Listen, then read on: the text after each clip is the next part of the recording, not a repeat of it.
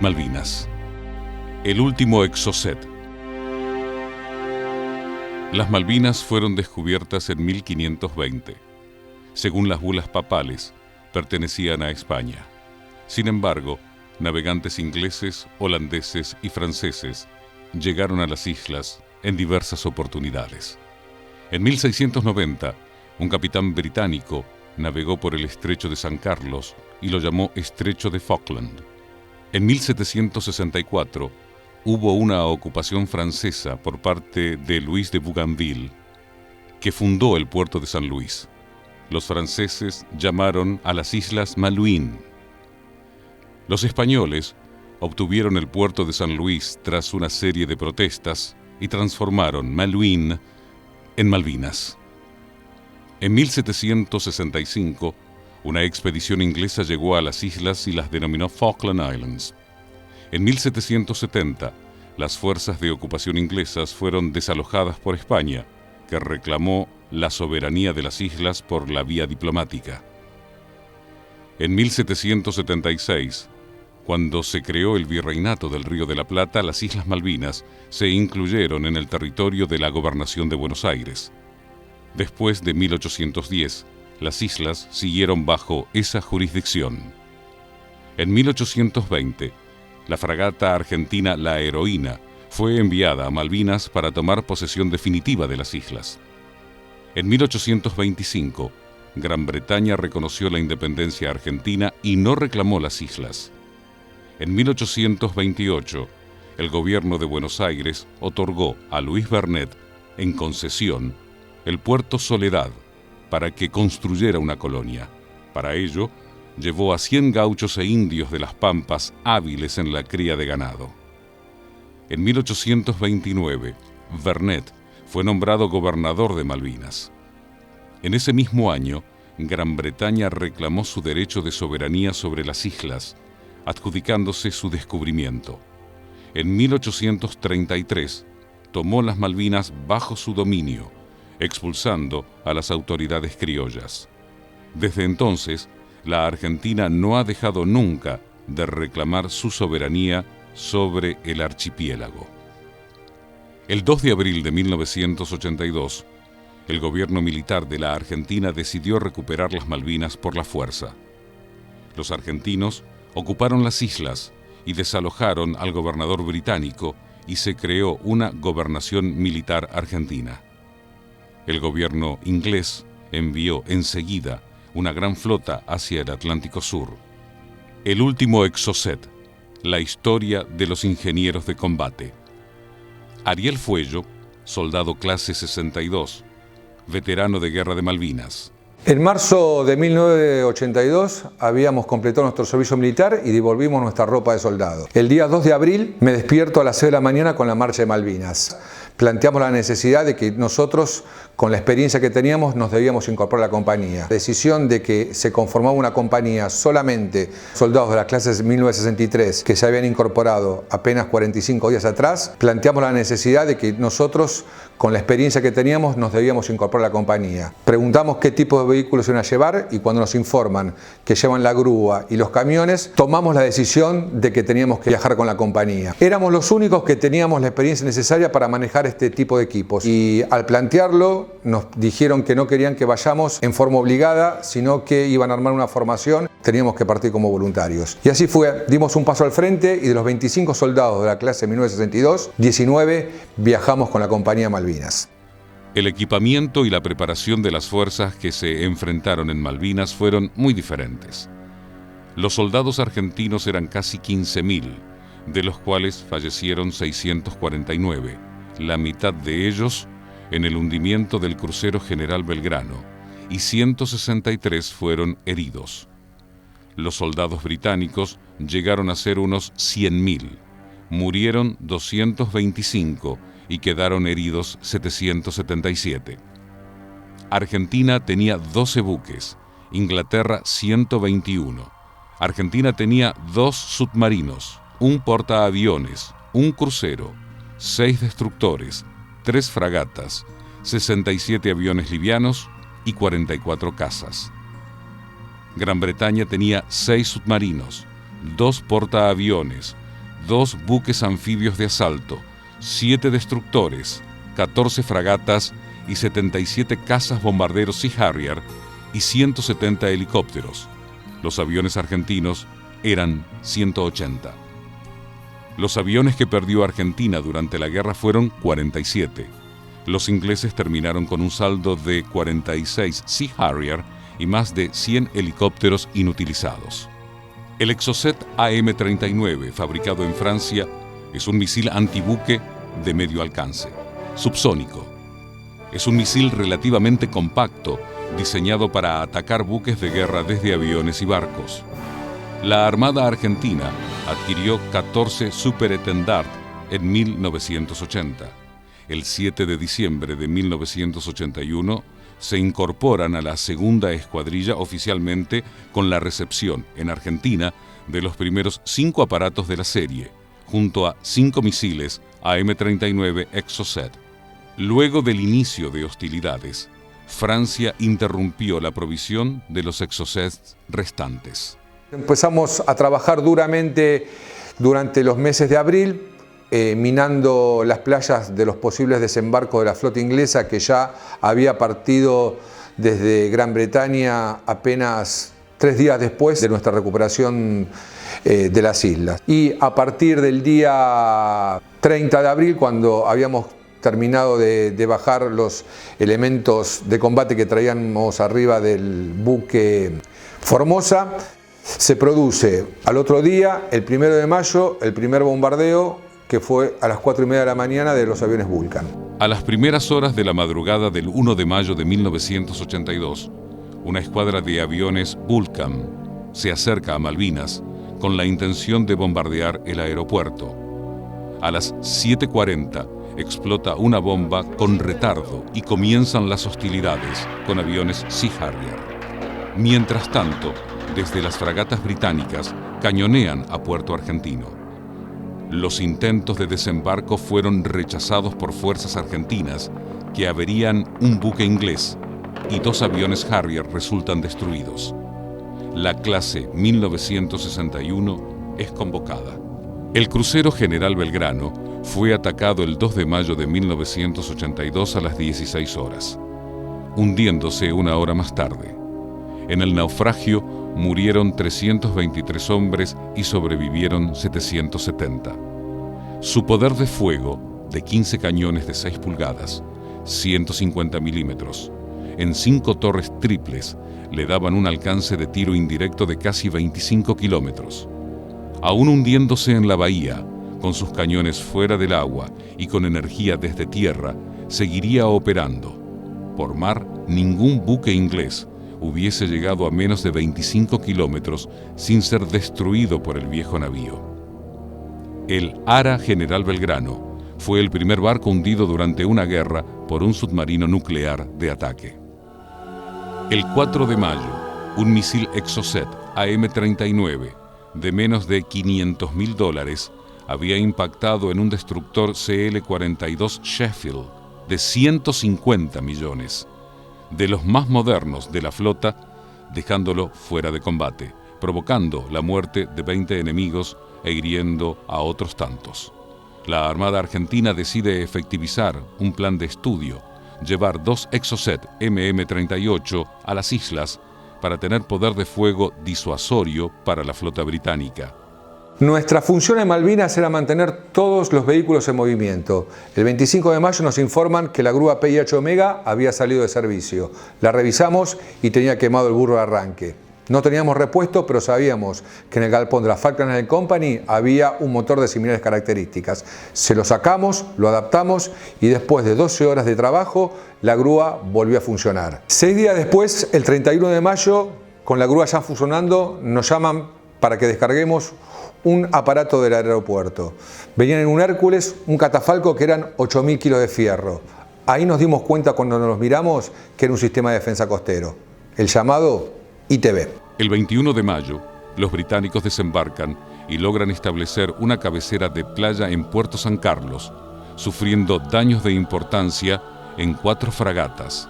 El hundimiento de la fragata Ardent, la pérdida de 3 aviones Harrier y 2 helicópteros debido a la resistencia de las posiciones argentinas en las Islas Malvinas.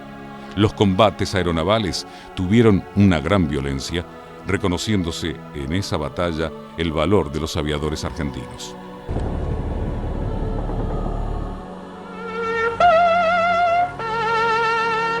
El 25 de mayo de 1982 es el día que la aviación argentina se cubrió de gloria.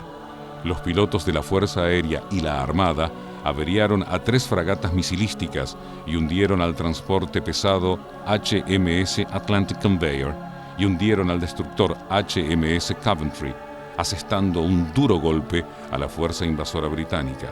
El ataque fue una verdadera hazaña. Los aviones argentinos no tenían protección antimisiles e igualmente lograron dejar fuera de combate a los elementos más letales con que contaban las fuerzas británicas.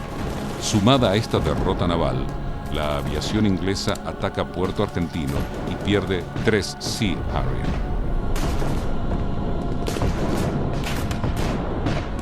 El día 30 de mayo de 1982 quedará en la historia de la aviación mundial. Luego del hundimiento del HMS Atlantic Conveyor, quedará solo un Exocet AM-39, la última oportunidad de golpear a la flota con esa herramienta.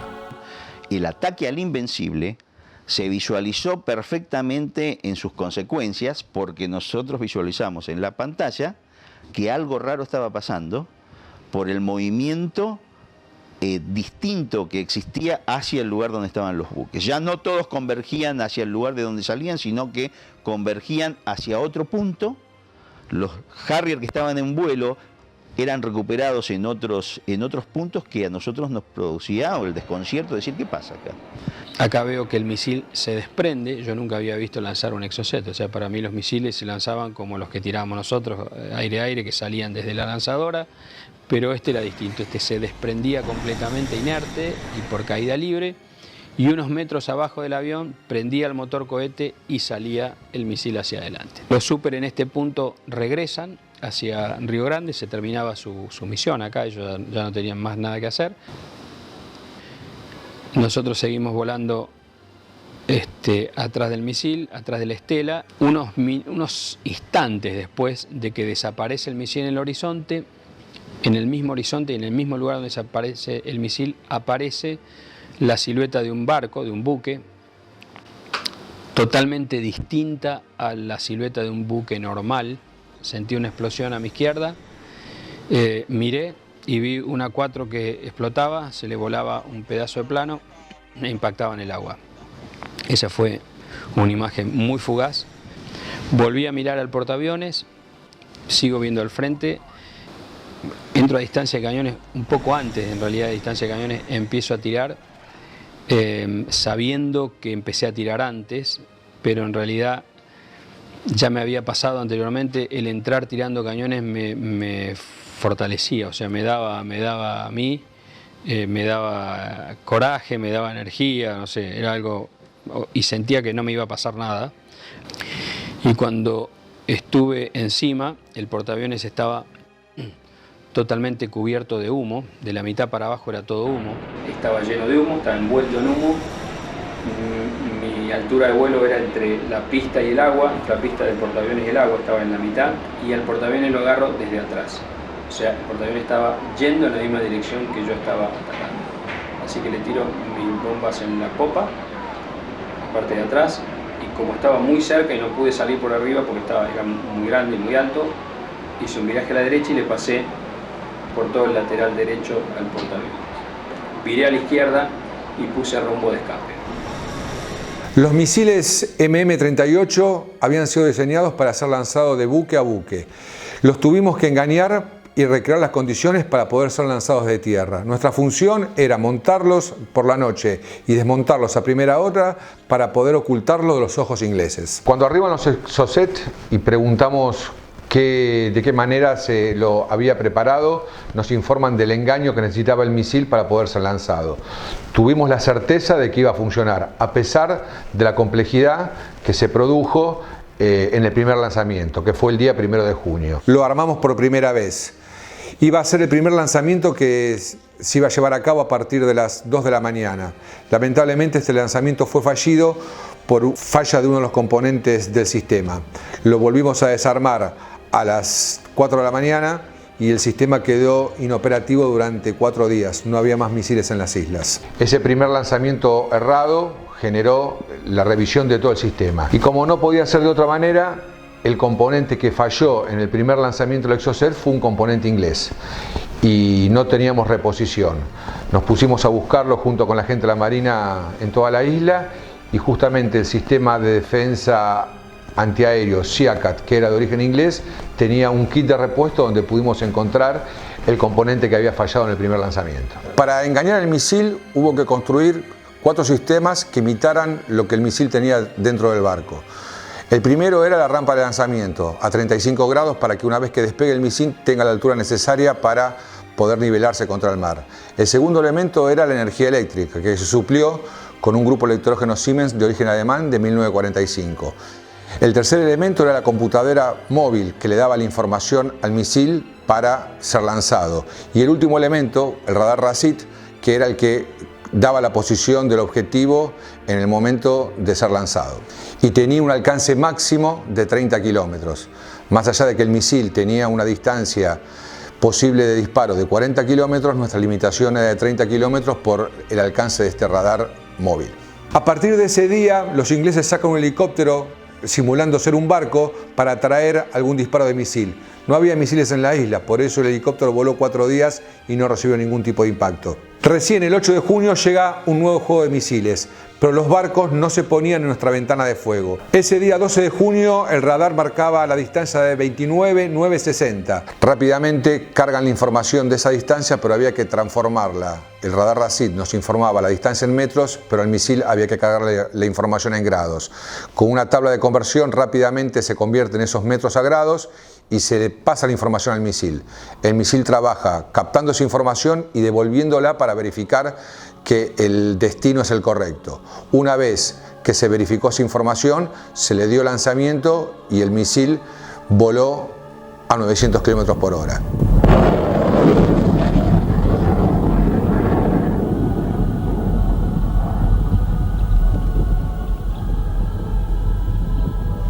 Y a los 19 segundos impactan el HMS Glamorgan.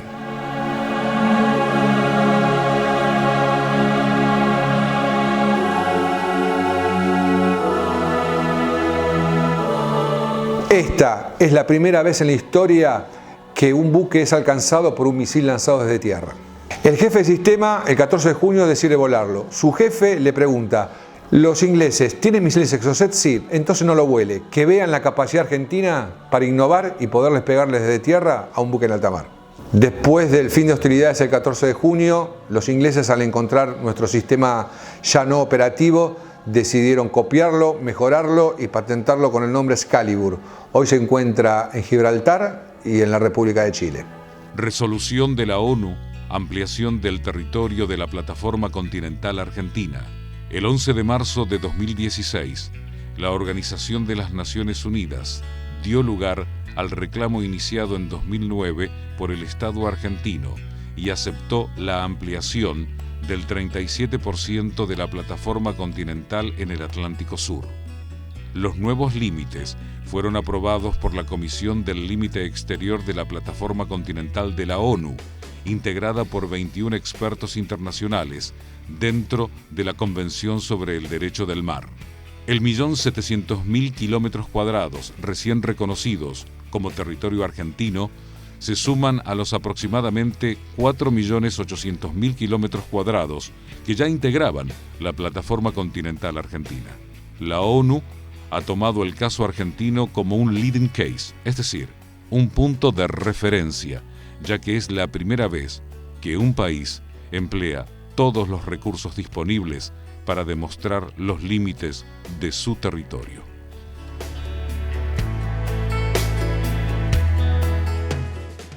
Malvinas para mí es un punto de referencia. Cuando finalizó la guerra, sentí que la historia se había terminado. Muchos años después, hoy, me doy cuenta que la historia recién comienza.